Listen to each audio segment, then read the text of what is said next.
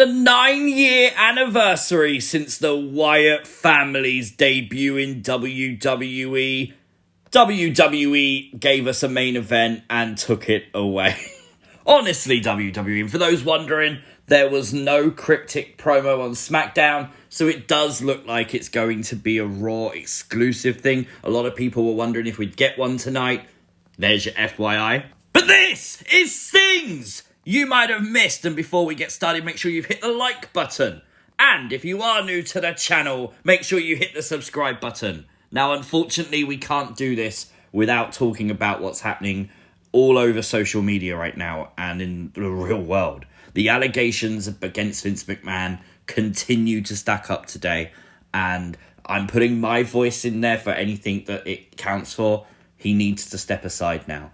There's certain things you can kind of come back from, and this is not one of them. And from a business point of view, WWE will start to suffer if Vince McMahon remains in a position of power in WWE. That's all I want to say about the subject. I'm sure many people are reporting this, and if you want to know more, just go onto Twitter, go onto Fightful, go onto the Wrestling Observer, wherever it is you get your wrestling news.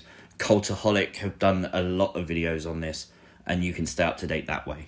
Fingers in the air like you just don't care, because the Tribal Chief is back. Roman Reigns returned to SmackDown, and you know, when he does return, it does feel like a big deal. There's no getting away from it. They did do the whole thing with Paul Heyman, talking about being worried about Brock Lesnar, putting over Brock Lesnar, and of course, the interesting part here, he didn't go down the whole Brock might win route. He said Roman's got to up his game. He really pumped up the Tribal Chief ahead of their SummerSlam clash. I'm all for this. I love the fact Theory came down. Theory getting into the mind of Roman Reigns ahead of SummerSlam. A lot of people wondering if Theory could cash in at SummerSlam. Imagine the scene that Roman and Brock are both down and Theory just comes out. The referee counts to 10. Theory does literally nothing and wins the championships. That could be the biggest OMG moment in WWE history. What do you think? Is Theory the next undisputed WWE Universal Champion? I don't know. Let me know in the comment section down below. But we did get some interesting news after the Usos squash match against Los Lotharios. Kayla Braxton reporting there will be a special guest referee for the rematch between Usos and Street Profits. Who is it? I'm thinking Solo Sikoa. Charlotte was right.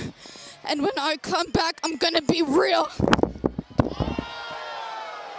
The return of SmackDown Liv! Permanently. She's officially the SmackDown Women's Champion, and she is now living the moment over on Friday nights. Liv Morgan came out to obviously talk about winning the SmackDown Women's Championship, Money in the Bank, all that stuff. And I'm sorry, there's no way this picture is not just perfection. Liv Morgan is SmackDown Women's Champion. I'm still not over it. I love her saying that now she's got there, she wants to work 10 times harder. But I would really want to know, why the hell were Michael Cole and Liv stood so far away from each other during this interview? Michael Cole must smell. That's the rumour I'm starting. But it didn't take long for Ronda and Natalya to come out. Ronda butchering her promo like normal. I think she even forgot where she was in Texas, which, I don't know. But WWE has made it official. Liv Morgan rematch with Ronda Rousey for SummerSlam. What do you think? Charlotte Flair returns? I don't know. We got Drew McIntyre literally he broke his sword. It's bent after he cut the top rope, aiming for Sheamus. Why on earth was there fire? What? Oh, come on, WWE. Do better than that. But again, WWE promising us a winner faces Roman or Brock at Clash at the Castle. They just didn't do it. Of course, Corey Graves was filling in for Pat McAfee this week. Really good, interesting storytelling here by WWE. Although, I just want to say, Corey Graves, you're not Pat McAfee. Pat's so much better. Please hurry back, Pat. But nonetheless, Pat McAfee has signed a new multi-year extension with WWE, which is great news. I think it's one of the best signings they've done for a long time. If you missed it, after Money in the Bank, Baron Corbin actually attacked Pat McAfee. And then Baron Corbin joined commentary, and OMG, I loved that. Just that little dig to Pat McAfee and having their match at SummerSlam coming up. Of course, Pat's not a wrestler. You got to build this a unique way, and that's exactly what WWE are doing. And of course, Shinsuke Nakamura made an entrance. So Pat McAfee, wannabe Baron Corbin, took to the announce table with Corey Graves, which honestly, I was in stitches. This was absolutely hilarious. Love it. WWE, please keep this going. But did you notice Corey Graves got left hanging by Happy Corbin? Brilliant. It looks like we're going to get Shinsuke Nakamura versus Gunn at SummerSlam. That's cool. A lot of people talking about the potential breakup between Ludwig and Gunn. That's not a breakup. That's a punishment because Ludwig Kaiser lost to Nakamura. Great storytelling. The Ring General literally being like an oppressor and holding people down. And if you lose, this is your punishment. I really like that.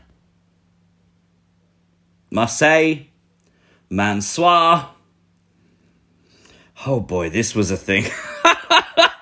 There is an update on Sasha Banks and Naomi. Of course, the report a few weeks ago was that Sasha Banks had officially been released from the WWE. That's still not officially been confirmed, but the news is now both have been removed from the internal WWE roster today. Sasha Banks was removed as an icon on Peacock. So if you're expecting a return, I don't think it's going to happen. I think both have now officially been let go by WWE. The heel turn we knew was coming. Lacey Evans. Oh my God, it was done so well. She came out, she went back to the backstage area. She was not happy with the reception she was getting. She came down to the ring for a tag team match, which again didn't happen, but at least this time there's a reason for it, I suppose. But of course, Lacey Evans coming out saying that she deserved more, saying she was an American hero. She put her life on the line for people and they just don't even want to respect her. This was so well done. Blaming the fans, laying out Aaliyah after the reaction she got at Money in the Bank. This is exactly what WWE needed to do, so well done, WWE. There is a new Kevin Owens shirt available on WWE Shop, which of course you got to buy because who doesn't like pandas? It's got a freaking panda on it, but Kevin Owens appeared on the NHL draft today, and he actually confirmed that it'll be a few weeks before he's back in WWE. So obviously there is an injury thing going on there with Owens. We had the New Day making lots of butt jokes. That's exactly what you want on a Friday. I don't know why, but you know what? The New Day get away with it. Of course, this was at the expense of the Viking Raiders. I think these guys look cool. But they bought out ass-beating tickets. Then they gave them away to fans as they made their way to the ring. And, well, they got their ass beaten. You shouldn't have given away your damn tickets. You had a ticket to do it, and you gave it away. Oh, come on, man. Where's the logic in that? If you didn't know, Brock Lesnar is on Raw on Monday night. That should be pretty big. Lashley also has an open challenge for the United States Championship. Could you imagine if they combined both of them? Fantasy world, right? And Austin Theory goes one-on-one with Riddle. Stacked Raw by the looks of it. I enjoyed this SmackDown. I thought it was about a 7 out of 10. Let me know your thoughts in the comments down below. If you are new to the channel, make sure you've hit that subscribe button. Make it turn to a different colour. And of course, hit the notification bell. You'll never miss another upload. Like the video, share the video, and I'll see you next time.